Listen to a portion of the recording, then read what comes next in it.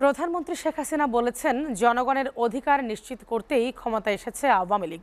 তিনি বলেন, আওয়ামী লীগ সবসময় মানুষের কল্যাণে কাজ করে আর বিএনপি ভোটের অধিকার কেড়ে নেয়। থাইল্যান্ডের রাষ্ট্রীয় সফর নিয়ে গণভবনে সংবাদ সম্মেলনে এসব কথা বলেন প্রধানমন্ত্রী।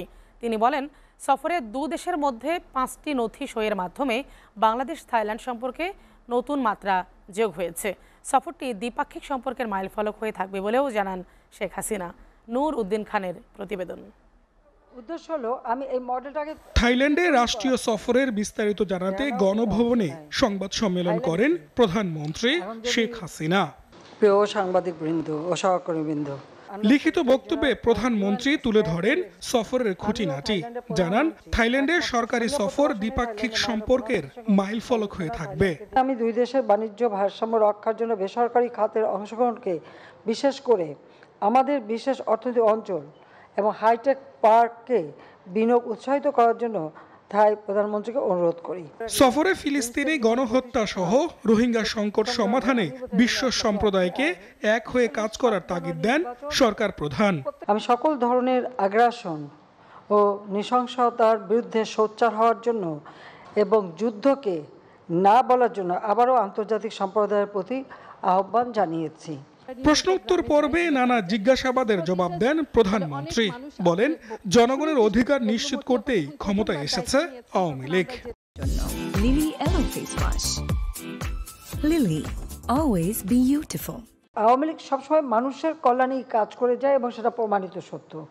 আর যে কারণেই আমরা কিন্তু যত বাধাই আসুক, আমরা সে বাধাটা উতরিয়ে যেতে পারি, বা যত চক্রান্ত হোক, সেই চক্রান্ত হলেও সেই চক্রান্তগুলিকে আমরা পাশ কাটিয়ে দেশের মানুষকে নিয়ে কিন্তু আমরা বিজয় নিয়ে আসি। তিনি বলেন, স্বাধীনভাবে ভোটাধিকার প্রয়োগের বিষয়টিও নিশ্চিত করেছে আওয়ামী লীগ। কথা হচ্ছে ইলেকশনটা প্রভাব মুক্ত যেন হয়, মানুষ যেন স্বাধীনভাবে ভোটটা দিতে পারে, সেটাই হচ্ছে আমাদের লক্ষ্য। নির্বাচন কমিশন সম্পূর্ণ আর্থিকভাবে নির্ভরশীল ছিল প্রধানমন্ত্রীর দপ্তরে, সেখান থেকেও তাদেরকে মুক্ত করে সম্পূর্ণভাবে তাদেরকে স্বায়ত্তশাসিত করে দিয়েছি। তাদের বাজেটে আলাদা বাজেট দিয়ে দিচ্ছি।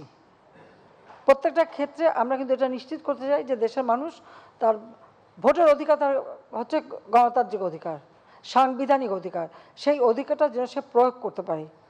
এখন আমরা দেখছি যে কোনো কোনো দল থেকে বলা হচ্ছে কেউ নির্বাচনে যাবেন না, ভোটে যাবে না, মানুষকে মানা করা হয়। তো মানুষ কেন ভোটে যাবে না? ভোট দেওয়া তো তার অধিকার। তীব্র তাপদাহে সকলকে সচেতন থাকার আহ্বান জানান প্রধানমন্ত্রী শেখ হাসিনা। চলাফেরা সবকিছু সময় যেন একটু সাবধানতা অবলম্বন করে থাকে, বেশি ক্ষণ রোদে না রাখা বা একটু ছায়া জায়গায় থাকা। নূর উদ্দিন খান, এসএ টিভি, ঢাকা।